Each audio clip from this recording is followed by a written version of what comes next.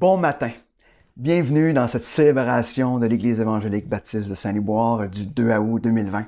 On est content d'être là, on est content de vous accueillir, même si vous êtes à la maison. C'est comme si l'Église déménageait chez vous. Mais dans quelques semaines, Dieu voulant, à la mi-août, notre désir, c'est qu'on puisse recommencer les célébrations dans le bâtiment. C'est sûr qu'il y en a qui vont continuer à être à la maison, regarder via le web. Mais on va être ensemble en même temps, en train de vivre les mêmes choses en même temps. Et on a besoin de vous. On a besoin de vous pour se préparer autant à la technique, autant au niveau de tout ce qui est l'aspect sanitaire. On va avoir besoin des bras de chacun. Donc, n'hésitez pas si vous avez à cœur, si vous désirez vous impliquer dans cette Église qui est votre Église, ça va nous faire plaisir. Rentrez en contact avec nous.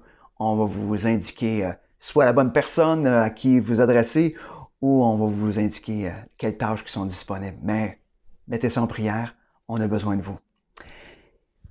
Justement, on est en plein milieu de nos vacances pour certains. Certains, c'est déjà fini. D'autres, c'est pas commencé. Mais souvent, l'été, c'est une période où un petit relâchement.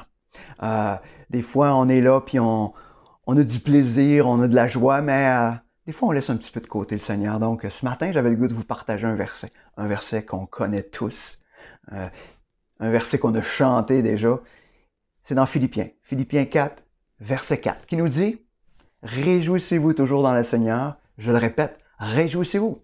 Il est en train de nous dire que la place pour trouver notre joie, pour trouver la seule et unique joie, c'est dans le Seigneur. Ne cherchez pas à vous réjouir en dehors. Réjouissez-vous dans le Seigneur. Et dans le temps de nos vacances, c'est facile de se réjouir un peu partout. Je dis pas qu'il faut pas avoir de joie à gauche, à droite. C'est pas ce que je vous dis. Puis je vous dis, profitez de ce que le Seigneur vous donne. Profitez-en. Mais sachez que cette joie-là, elle doit se trouver premièrement dans le Seigneur. Donc, je vous encourage, je vous exhorte à trouver votre joie, à vous réjouir dans le Seigneur. Et comme le texte dit, je le répète, réjouissez-vous toujours dans le Seigneur. Donc, avant d'aller plus loin, un mot de prière et allons-y. Seigneur Dieu, on te remercie. On te remercie pour ce temps qu'on peut avoir ensemble à se réunir. Se réunir, oui, chacun chez nous, mais on a hâte du moment où on va pouvoir à nouveau se voir, se visiter. Seigneur Dieu, ouvre nos cœurs, notre intelligence à ce qu'on va entendre ce matin, ce message qui va nous parler de la prière. Seigneur, que tu puisses justement nous emmener à se tourner vers toi, à tourner nos regards vers toi, à être là à te supplier, à t'implorer, parce que tu es notre seule source de joie. Seigneur, merci. Merci pour ce temps qu'on peut prendre ensemble ce matin, dans ta parole, dans ce temps de louange. Seigneur, prends toute la place ce matin. Amen. Donc, je vous encourage à vous lever de la maison. Hein? Personne ne le sait peut-être, mais vous pouvez vous mettre devant votre ordinateur, devant votre télévision, avec ce temps de louange où on va commencer en se disant, Seigneur, viens glorifier ton nom. Seigneur, tu prends toute la place. Seigneur, tu mérites toute la place, toute la gloire. Et après ça, on va justement à travers un chant qui est une prière, c'est « Tu es merveilleux ». Reconnaître qui il est, qui est notre Dieu. Et on va terminer par un chant dans lequel on s'engage en disant « Je ne veux être qu'à toi ». Sur ce bon temps de célébration, que le Seigneur puisse vous bénir et on se retrouve après sur le Zoom. Bonne célébration. Bonjour frères et sœurs, content d'être avec vous ce matin.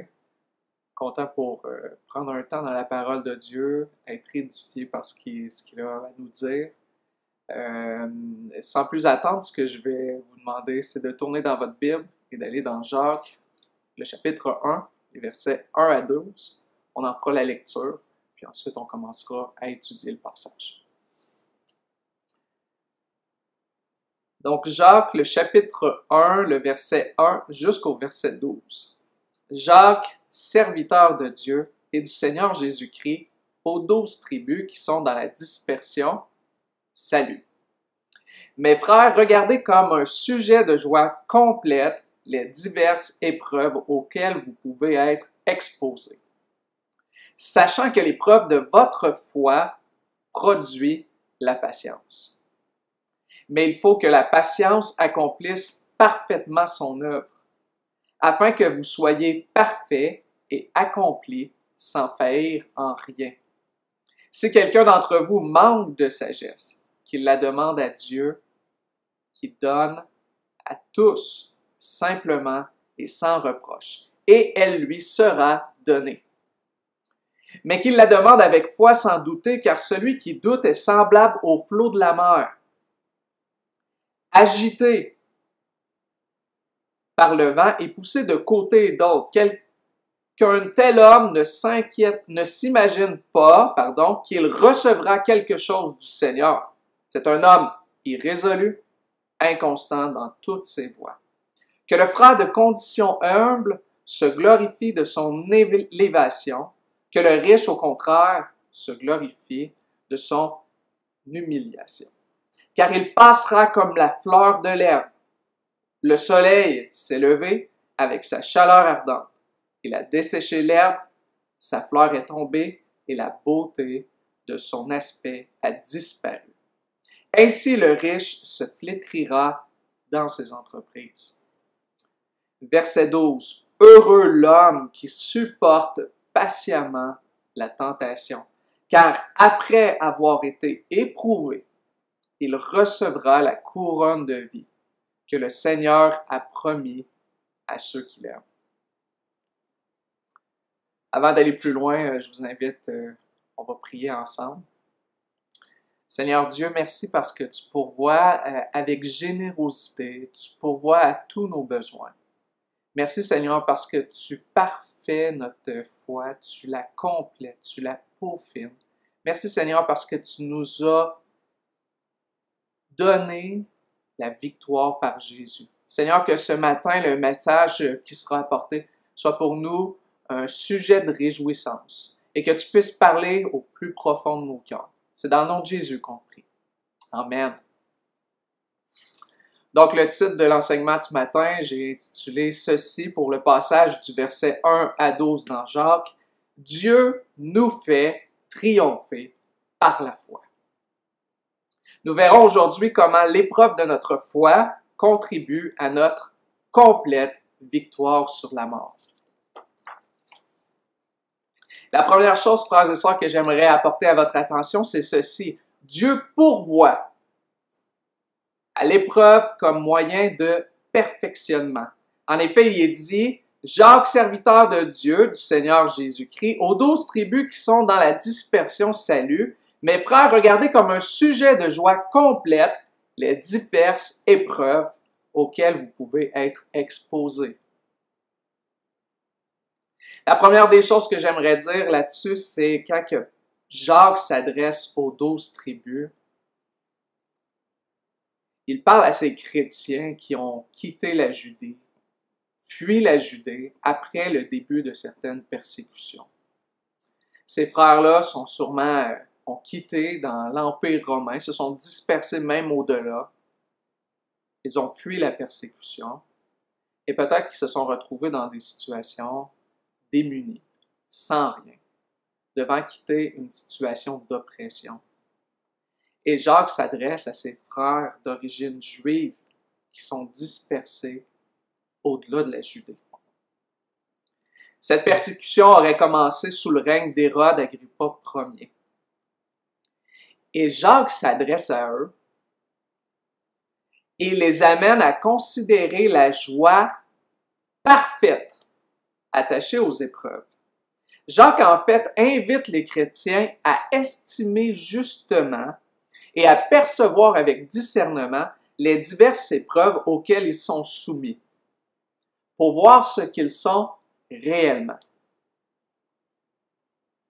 Considérer, peser, mesurer l'effet de ces épreuves. C'est ce que Jacques demande. C'est-à-dire qu'ils puissent voir dans ces épreuves des occasions de participer à une joie sans réserve ni restriction. C'est-à-dire une joie qui est totale et parfaite.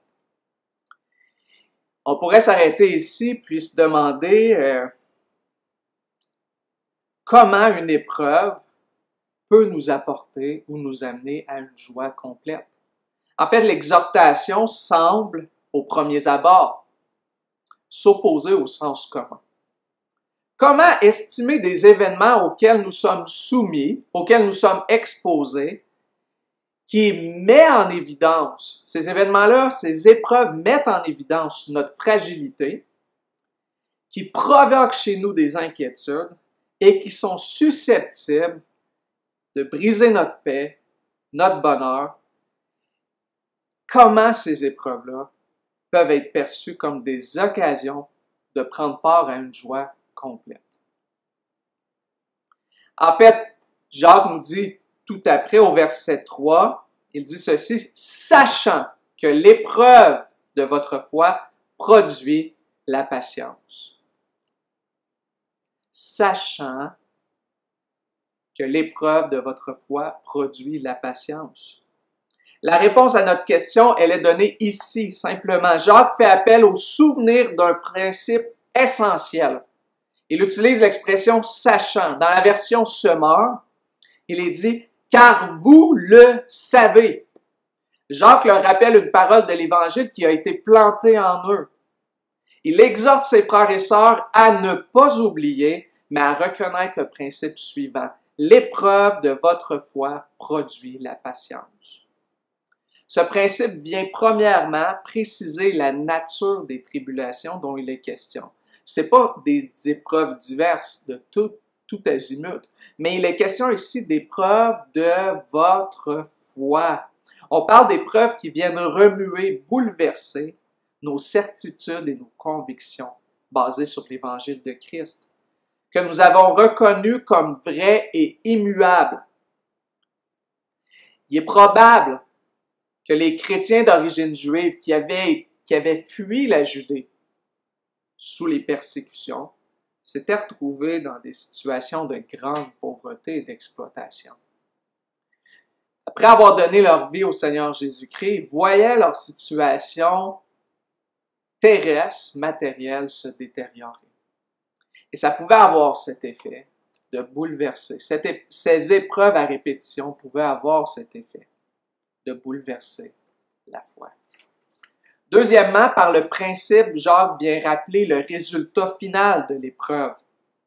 La patience, ou précisément la persévérance à supporter avec fermeté et courage les souffrances liées aux épreuves de la foi.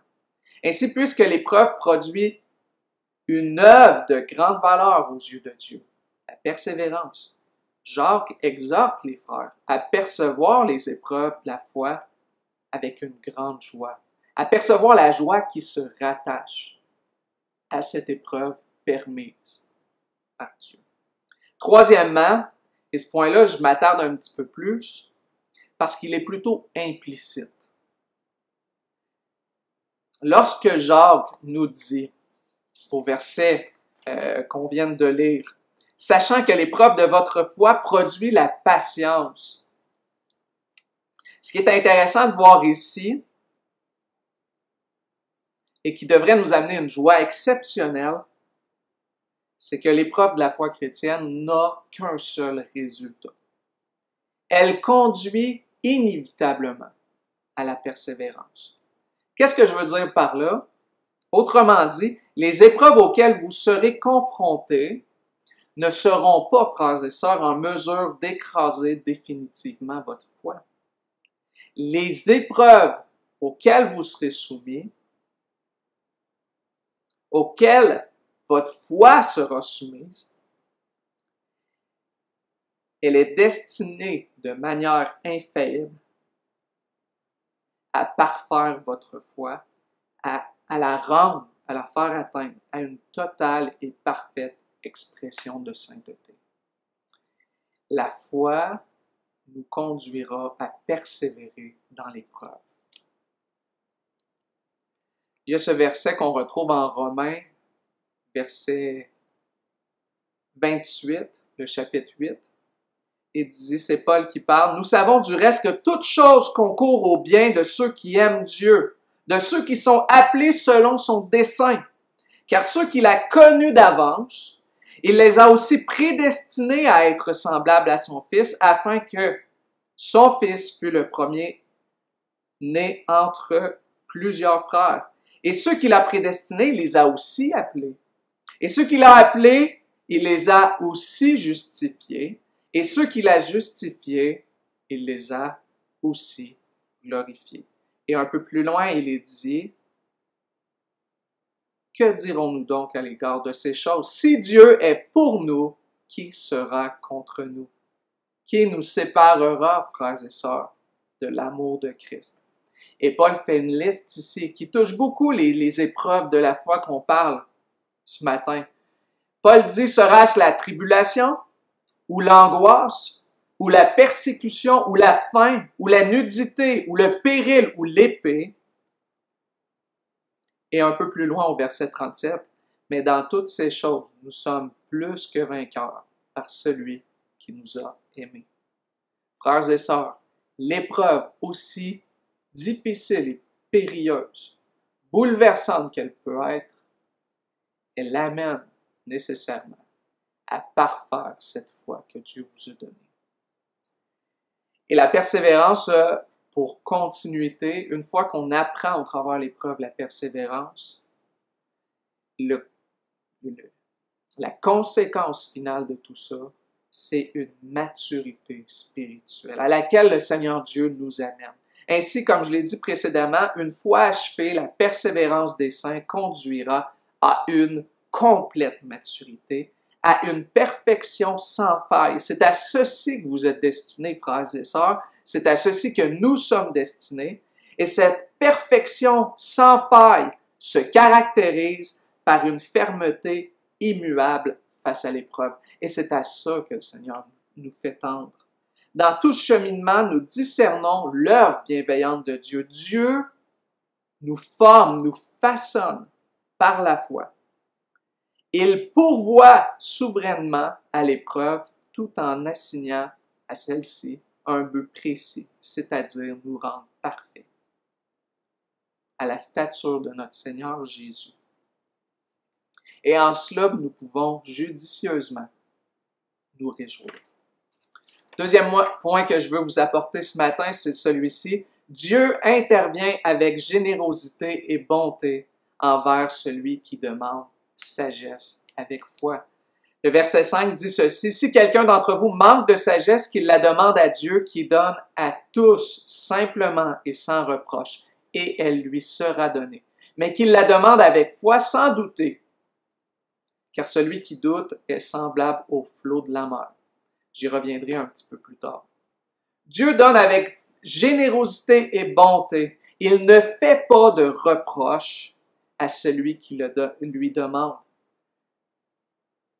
Les frais des épreuves, frères et sœurs, sur nos vies ont pour conséquence de nous troubler, de nous confondre et de nous embrouiller.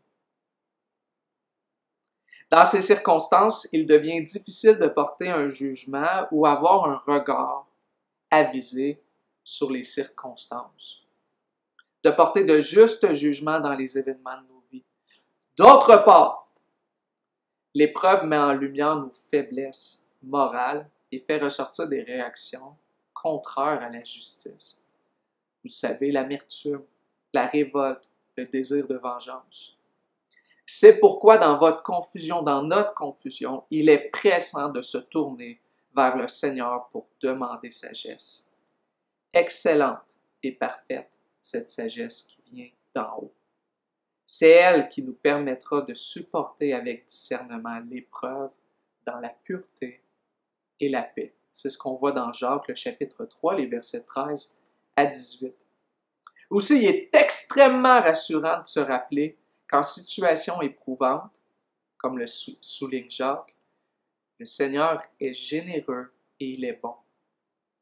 Dieu veut et Dieu peut vous donner avec générosité lorsque vous lui demandez.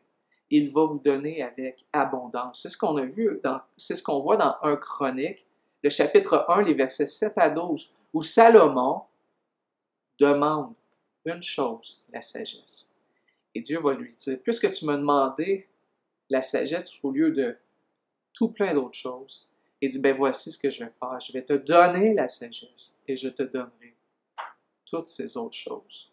Le Seigneur donne avec abondance. De plus, devant les pressions qui nous environnent, devant nos égarements et notre fragilité dévoilée, Dieu ne dédaigne pas notre condition, ne souhaite pas nous accuser et nous faire des remontrances. Au contraire, il accueille nos demandes avec bienveillance. Dans l'épreuve, frères et sœurs, il y a quelque chose d'important à saisir, de se rappeler. Dieu est bon et généreux. Mais Jacques vient préciser quelque chose. Il dit, il est nécessaire de s'approcher de Dieu avec foi.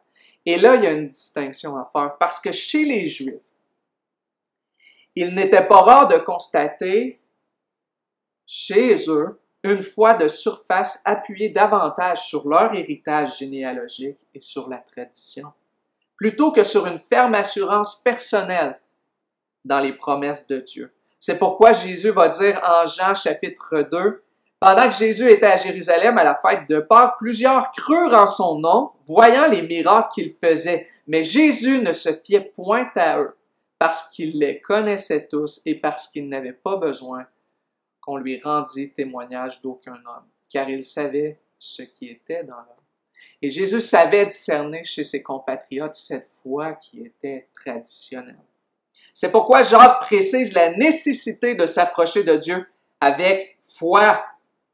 C'est ainsi qu'on s'approche de Dieu et que nous lui sommes agréables. C'est ce qu'on voit dans Hébreux chapitre 11, le verset 6. Et Jacques va finir par sévèrement mettre en garde les hommes au cœur double qui doutent. Ceux-ci n'obtiendront rien de Dieu et leurs entreprises sont destinées à la vanité. C'est ce qu'on retrouve au verset 7, en fait, le verset 6, 7 et 8.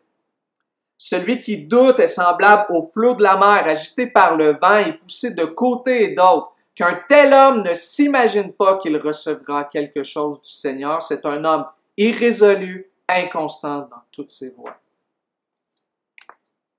Jacques oppose la véritable foi au doute.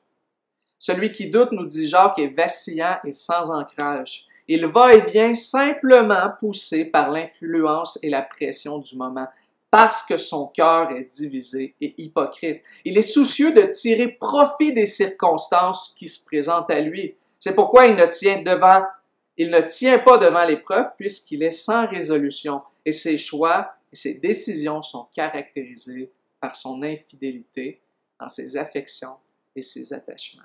Un tel portrait dépeint l'incroyant qui fait de Dieu une solution de rechange pour assouvir ses propres passions. Jacques est catégorique, de tels hommes ne recevront rien de Dieu. Le point 3 que je veux vous amener, c'est ceci. Par la foi, nous comprenons que Dieu a établi son royaume sur terre. Il est dit au verset 9 que le frère de condition humble se glorifie de son élévation, que le riche, au contraire, se glorifie de son humiliation. Et par rapport au riche, il dit ceci, car il passera comme la fleur de l'herbe, le soleil s'est levé avec sa chaleur ardente, il a desséché l'herbe, la fleur est tombée, la beauté de son aspect a disparu. Ainsi le riche se flétrira dans ses entreprises. Par l'épreuve, Dieu nous appelle à trouver notre fierté qu'en lui seul, peu importe notre statut social. Le royaume de Dieu, frères et sœurs, renverse les perceptions humaines.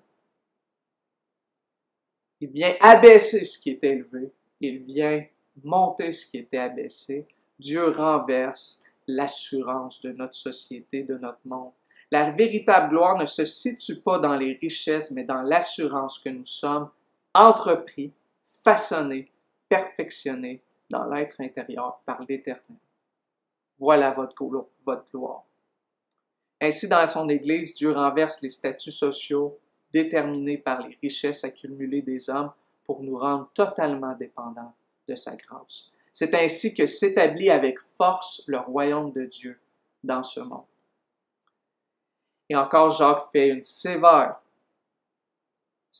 mise en garde face à ces richesses, face à ces hommes riches qui s'attachent à leurs richesses. Ils n'obtiendront rien de Dieu, eux non plus.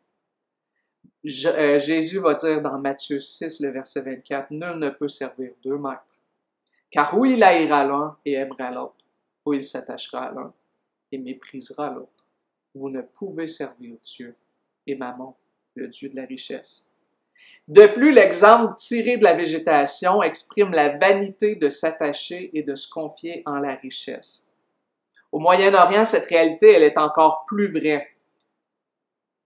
La beauté et la richesse de la flore, de la végétation au mois de février, après les grandes pluies, laissent brutalement place, en certains endroits, à une aride désolation à partir du mois de mai. Face au soleil brûlant et au souffle violent des vents secs, il ne reste plus rien. Jacques affirme qu'à l'exemple de cette luxuriante végétation, la ruine complète atteindra précipitamment le riche, tout comme la splendeur de ses richesses et de ses entreprises lors du jugement divin. C'est alors qu'il n'y aura pour lui, pour ce riche, qu'opprobre et confusion. Et le quatrième point, qui est mon dernier, ce verset 12, « Heureux l'homme qui supporte patiemment la tentation,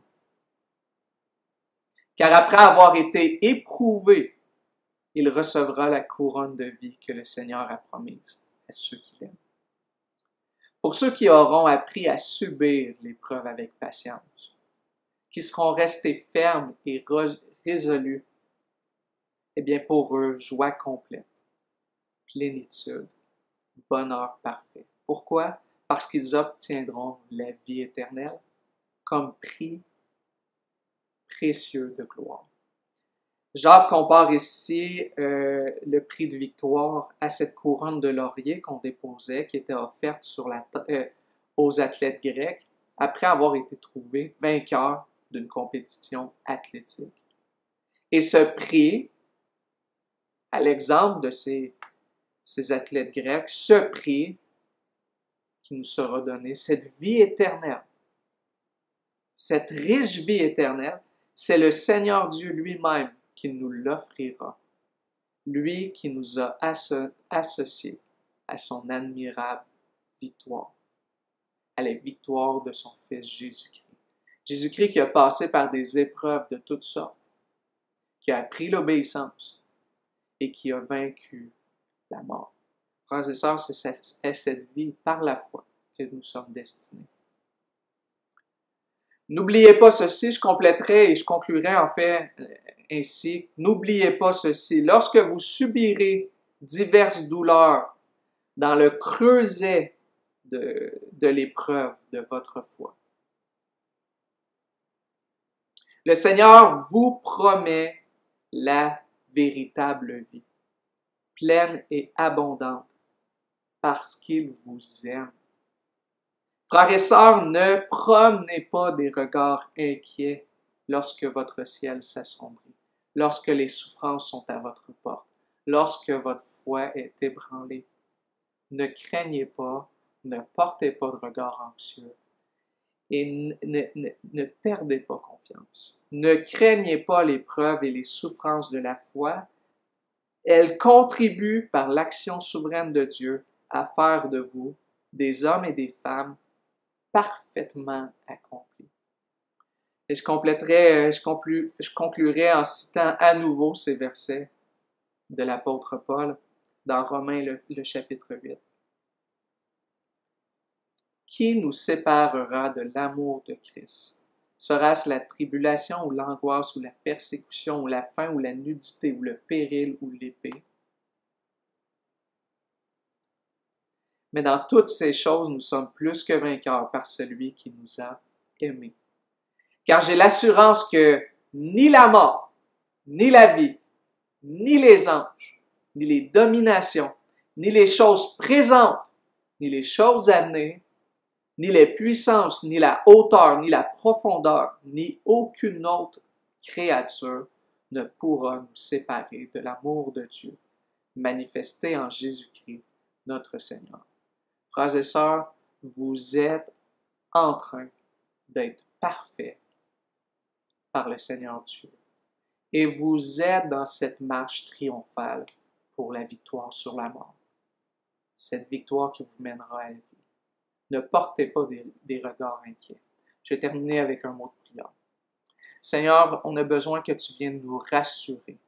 On a besoin que tu sois toujours à nos côtés. Rends-nous sages pour bien discerner l'utilité de l'épreuve pour nos vies et de savoir, Seigneur, que toi, tout en contrôle, tu pourvois à l'épreuve pour notre sainteté, nous amener à la stature parfaite, sans faillir en rien. Merci, Seigneur, parce que tu nous entreprends toi-même. Et merci parce que tu as fait de nous tes enfants. Puisses-tu bénir cette journée et cette semaine. Dans le nom précieux de Jésus. Amen.